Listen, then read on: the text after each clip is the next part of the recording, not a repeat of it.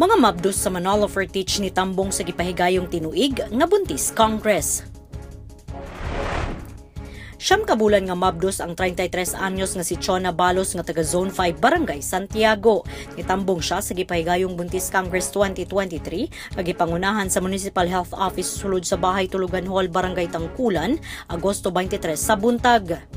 Sumala ni Chona nga kini ang iyang pinakaunang higayon nga nakasalmot sa kalihukan busa na kung gasa kaniya nga makapaminaw sa mga pagtulunan kung unsa ang importansya sa family planning alang sa mga mabdos sama kaniya. Nakadawat usab siya og libreng serbisyo sama sa laboratory test, nutritional counseling, Nutriban, dental check-up ug tambal. Ikatulo na ko ni pagboros. First time gyud na ko ni motambong dire sa Congress Buntis. Akong nahibawalan ma'am nga kanang about sa prenatal, breastfeeding awareness o kanang dental, about sa pagplano sa future sa mga bata ug pamilya.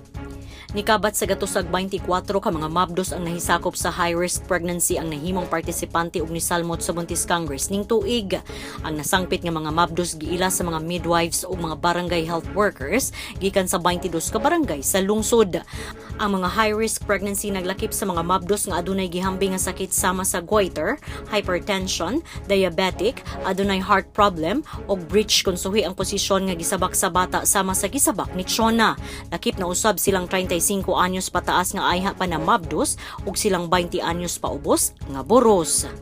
Ato yung purpose ani mahatagag importance ang health sa mothers nga buntis. So importante kaayo ang ilahang saktong panglawas during pregnancy, dili lang tungod sa prenatal, sa ilang laboratory, sa ilang hemoglobin, apil ilang oral health, as well as ilang nutritional health. Dako gid kay tagpasalamat sa atong mayor na si Mayor Quino na permigid siya nagsuporta sa atong annual na kanang activity.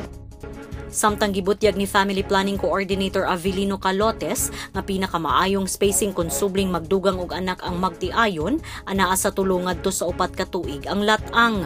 Dakong tabang ang family planning alang sa maayong panglawas sa inahan, pagsabak og himsog nga puya ug maayong kaugmaon sa mga anak hilabi na sa pagpaeskwela. Ang family planning dili siya birth control, kundi health intervention. Ang pagpuros, sugod pa lang sa pagplano niyo nga maghimo mo bata, dapat healthy ang mama. Gitudlo usab ang importansya sa oral healthcare o kun maayong pag-atiman sa ngipon panahon sa pagmabdos. Mga buros, mas dali ka kadawat ang ipon, ba? Kay galuman ang calcium, ang mga vitamins, kay naanamong po sa inyong baby, mo at ang upan. So, mo nang dapat yun basta magburos, mas kinahanglanon na to, brasan o kayo ang ipon. Akong dakong pasalamat sa inisyatibo sa atong Municipal Health Office nga maghihimo kita o kaning Buntis Congress. Kay nga naman, bisan kung ikatulo o ikaupat na kita nagbuntis, aduna pa kita angay nga mahibalaan, no? Kini na ang ikaunom nga higayon nga nagpahigayon ang lungsod sa tinuig nga Buntis Congress sukad 2016. Alayon sa kasaulugan sa maternal, newborn and child health and nutrition. Katambayayong ang Provincial Health Office, Municipal Nutrition Action Office ug Municipal Pharmacy. Mayra Madronero, Barog, Manolo Fertich.